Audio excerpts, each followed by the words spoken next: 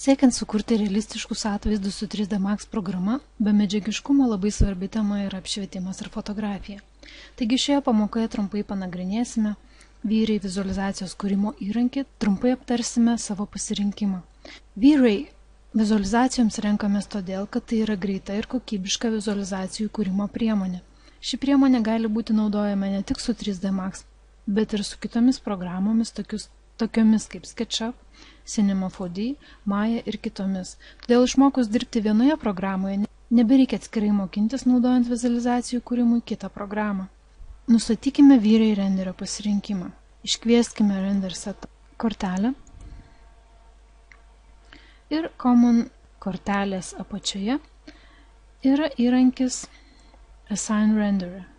Išskleiskime jį ir prie Production spustelėkime mygtuką su 3 taškeliais ir pasirinkime V-Ray ADV renderį, spaudžiame OK ir Active Shade, taip pat nuspaudžiame 3 taškiukų mygtuką ir pasirinkam V-Ray RT ir išsaugome Save as Defaults. Kai priskyrime V-Ray renderį, Render Setup kortelė pasikeitė, Common kortelė liko ta pati, tačiau prisidėjo 4 V-Ray kortelės. Taip pat pasirinkus V-Ray Max programų yra naudojami V-Ray Materials medžiagos. Create panelėje Geometry kortelėje taip pat yra V-Ray parengtis.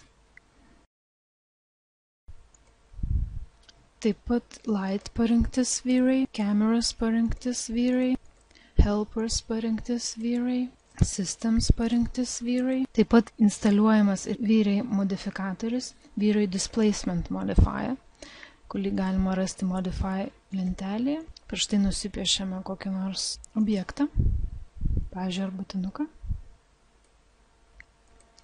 Ir Modify kortelėje jau matysime V-Ray Displacement Modifier, modifikatorių. Taip pat meniu Tools yra V-Ray Light Lister. V-Ray funkcijos prieinamos ir nuspaudus dešinį pelės mygtuką, atsirandančiame Quad meniu. Yra V-Ray Properties, V-Ray Scene Converter, V-Ray Mesh Export, V-Ray VFB ir V-Ray Bitmap to V-Ray HDR Converter. Taip pat meniu Rendering, Environment and Effects yra V-Ray parinkčių. Taigi, kuriant vizualizaciją su V-Ray, svarbu naudoti V-Ray šviesas, V-Ray kameras ir kitus V-Ray objektus. Kai kalbame apie realistiškų atvaizdų kūrimą, labai svarbu yra suvokti, jog čia svarbu ne tik kuo tiksliau suprojektuoti medžiagiškumo lemiamą vaidmenį, čia vaidina šviesa. Visiškoje tamsoje mes negalime nieko įžiūrėti, dėka šviesos mes gebame skirti objektus, jų formas, spalvas, medžiagiškumą. Dėl to, kad šviesa atsispindi nuo objektų, mes apskritai galime juos matyti. Kuo arčiau yra šviesos šaltinis, tuo geriau apšviestas ir ryškus mums atrodo objektas. Apšvietimas gali būti natūralus, saulės ar mėnulio šviesa, dirbtinis ir mišrus. 3D Max programoje galime simuliuoti natūralų apšvietimą su V-Ray Sun, saulė ir V-Ray Sky. Dirbtiniam apšvietimui taip pat svarbu naudoti V-Ray šviesas, o vaizdą fiksuoti su V-Ray kamera. V-Ray kamera turi daugybę nustatymų, dirbant su V-Ray kamera reikia papildomų žinių iš fotografijos ir apšvietimo. Sukurkime paprastą sceną. Sukurkime keletą arbatinukų, keletą aukštų stačiakampių ir porą sienelių.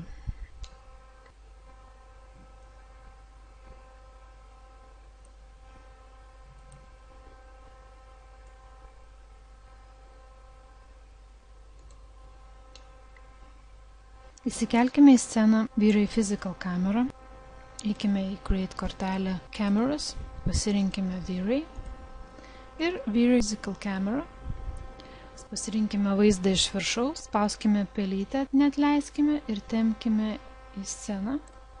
Kaip matote, kamera turi kameros korpusą ir taikinį target. Šios objektus galima valdyti atskirai, tai yra galima pažymėti tik tai kamerą, pasirinkti W Move mygtuką ir keisti kameros poziciją, arba galima pažymėti tik tai target ir keisti kameros kryptį, arba pažymėti su Ctrl abu ir keisti jų padėtį bendrai. Pastumkime kamerą šiek tiek toliau ir targetą šiek tiek. Ir įsijunkime kameros vaizdą vietoj left pasirinkime Cameras, V-Ray Physical Camera ir čia su F-Trim nusistatykime, kad rodytų turinius objektus. Ir matome, kad nelabai gerai matomas objektas, tai kamerą reikia tiesiog pareguliuoti.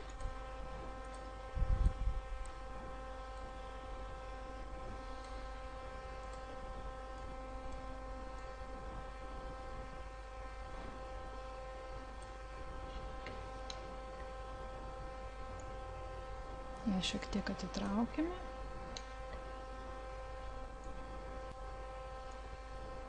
Ir pasukime.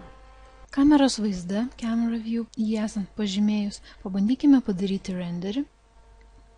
Kaip matote, išeina visiškai juodas vaizdas. Taip yra todėl, kad įkėlus kamerą renderis nustatomas taip, kad veiktų pagal realias šviesas, o ne pagal programos šviesas. Dabar panagrinėkime V-Ray kamerą. Ši kamera turi iš tiesų daug parinčių ir daug nustatymų.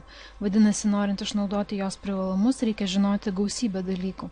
Ši kamera turi visas profesionalaus fotoaparato pagrindinės savybės ir videokameros savybės. Su šia kamera galima išgauti fotografinius efektus ir videokameros efektus. Prijungiant V-Ray Sun ir V-Ray Sky parametrus, tai yra simuliuojant Saulę ir dangų, galima išgauti beveik tobulus, realistiškus rezultatus, tobulus atvaizdus. Todėl čia svarbu naudoti realius šviesos šaltinių parametrus, taip pat ir kameros parametrus. Pasižymėkime kamerą ir eikime į Modify. Matome Type. Yra 3 pagrindiniai tipai kameros. Yra Still Cam, tai atitinka mūsų fotoaparatą. Yra Movie Cam, tai yra juostinė videokamera. Ir Video Cam, tai yra skaitmeninė videokamera. Ši kamera gali turėti taikinį, mūsų atveju, arba gali neturėti taikinio. Tačiau taikinys yra naudingas, išgaunant įvairius efektus. Kitas kameros parametras yra Film Gate. Tai kameros sensoriaus dydis, jis nurodo horizontalų kadro ilgį. Mes labiau naudosime Focal Length, tai yra židinio nuotolis milimetrais, kuris rodo tikro objektyvo matymo kampą. Mes galime didinti šį kampą.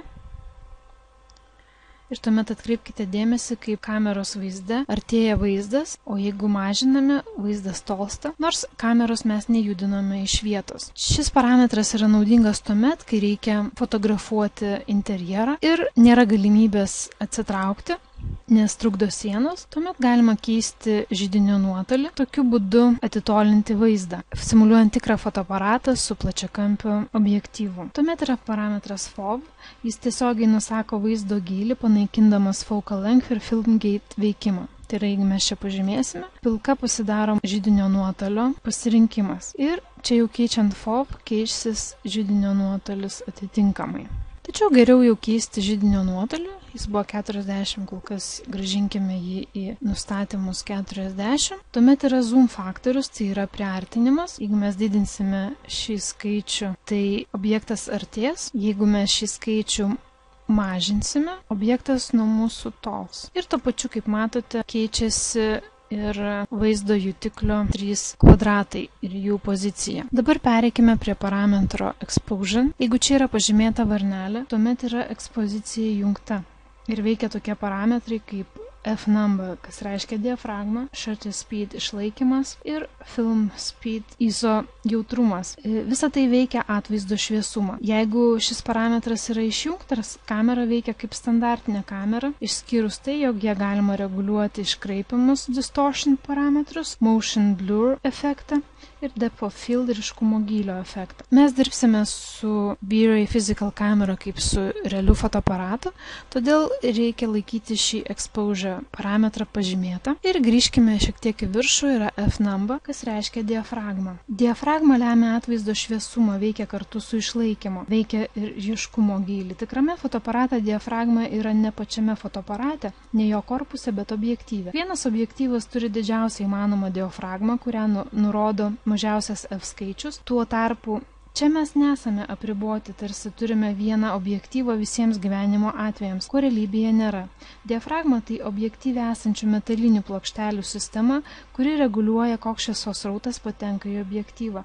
Kuo didesnis F skaičius, tuo mažesnį šviesos srautą praleidžia objektyvas. Kaip matote, čia F2,8 yra didžiausia šviesos srautą praleidžia ir F22 jau labai mažai šviesos tik tai praleidžia. Kitas parametras yra shutter speed, jis yra šiek tiek žemiau, tai yra fotografavimo užrakto greitis arba kitaip tariant išlaikymas.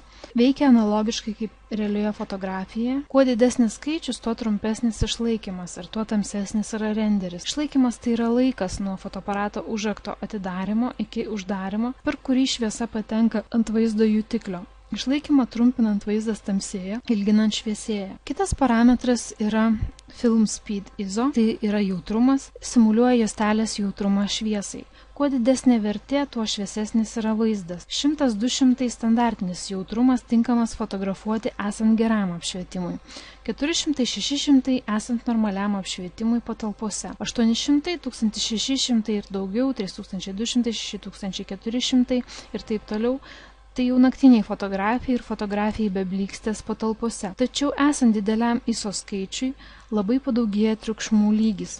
Todėl reiktų vengti dirbti su labai didelėmis ISO reikšmėmis. Kitas mums svarbus parametras yra vertical shift ir horizontal shift. Grąžinkime zoom factor į vienetą. Atkreipkite dėmesį dabar į vertikalias linijas ir paspauskime Guess Vertical. Kaip matote, vertikalių perspektyvos iškraipimai buvo panaikinti ir vaizdas fokusuojamas taip, jog kraštinės yra vertikalios. Tai ypač svarbu fotografuojant interjerus. Taip pat yra mygtukas Guess Horizontal, kuris ištaiso horizontalius nukrypimus. Ir yra parametras Distortion iškraipimas. Jeigu vertė yra 0,0, tai nevyksta joks iškraipimas.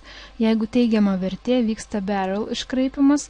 Jeigu neigiama, pillow iškraipimas. Ką reiškia iškraipimai ir kaip jie atsiranda? Realybėje fotografijoje yra naudojami įvairūs objektyvai. Labai plataus kampo objektyvai fotografuodami iškraipo vaizdą kraštuose.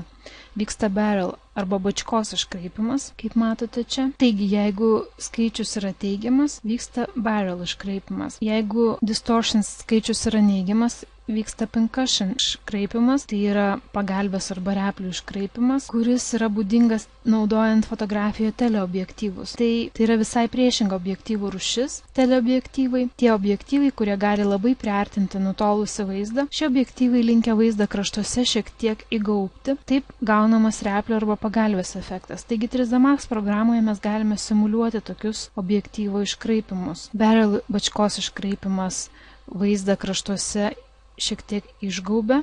Šioje nuotraukoje matyti bačkos iškreipimo padarinys fotografijoje. Štai kaip išėjo nufotografuoti štai šį objektą. Ir čia buvo naudojamas plačiakampis objektyvas su mažu židinio nuotoliu. Tuo tarpu naudojant teleobjektyvą vyksta visai kitoks iškraipimas, kuris įgaubia kraštinės ir tai yra vadinamas pagalbės arba replių išlaikymas. Taigi su 3D Max programa mes galime simuliuoti realų objektyvų elgesį fotografijoje. Taigi, kad geriau suprastumėm, kas čia dabar vyksta, šiek tiek pasukime vaizdą, kad matytumėm kamerą iš šono ir susiraskime distortion ir amount padidinkime.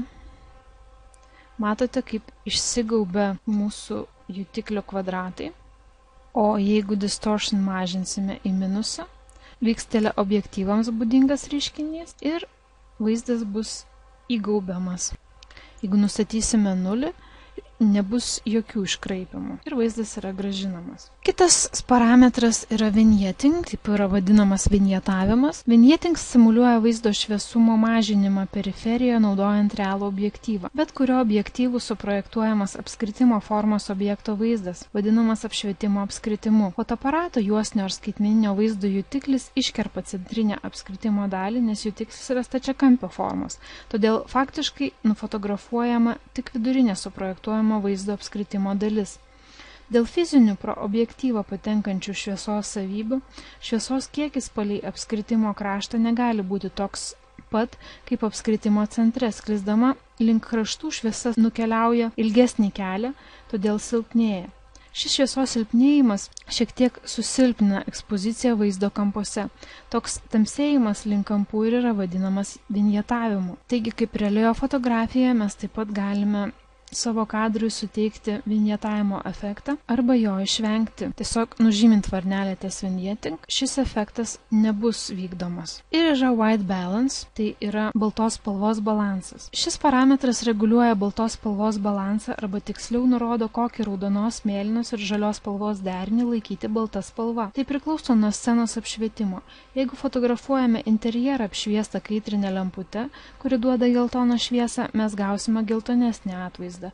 O jeigu fotografuosime šešėlyje, gausime melsvesnį atvaizdo atspalvį. Tai galime kompensuoti keisdami baltos spalvos balansą. Ir čia mes galime reguliuoti custom, nurodyti savo balansą ir custom balance pasirinkti norimą spalvą. Dabar yra šviesiai melsva. Taip pat galime reguliuoti, padaryti ją neutralią. Ir matome, jog spalvinė temperatūra siekia 6500 kelvinų. Taip pat galime pasirinkti dienos šviesos parinkti ir žiūrim, kad nuo neutral niekas nepasikeitė. Ir taip pat yra kiti nustatymai ir keičiasi mūsų spalva. Tarkim, D50 tai jau yra gelsvas atspalvis, kai mes norime sceną sušiltinti. Tai mes turime pakankamai šaltą vaizdą ir jį reikia sušiltinti. Arba naudokime D75. Tai yra, kai mes turime kaip tik labai gelsvą atvaizdą ir norime jį padaryti baltesnį, artimesnį neutraliai balai. Ir pasirinkus temperature, mes jau galime reguliuoti nebe per spalvos balansą, bet per temperatūrą, įvesdami tam tikrą kelvinų kiekį, nes čia temperatūra yra matuojama kelvinais. Tai tiek yra pagrindinių kameros parametrų, kuriuos verta žinoti. Šiuose pamokose mes giliau kameros beveik nebenagrinėsime. Tam bus atskiros vizualizavimo pamokos, nes šios pamokos yra skirtos daugiau tiems, kurie nori greitai padaryti vizualizacijas per daug nesigilindami į visą procesą. O jeigu norite labai gerai valdyti vizualizavimą, reikia gausybės žinių ir tam bus skiriamos atskiros vizualizavimo pamokos, būtent tiems, kurie nori šias žinias pagilinti.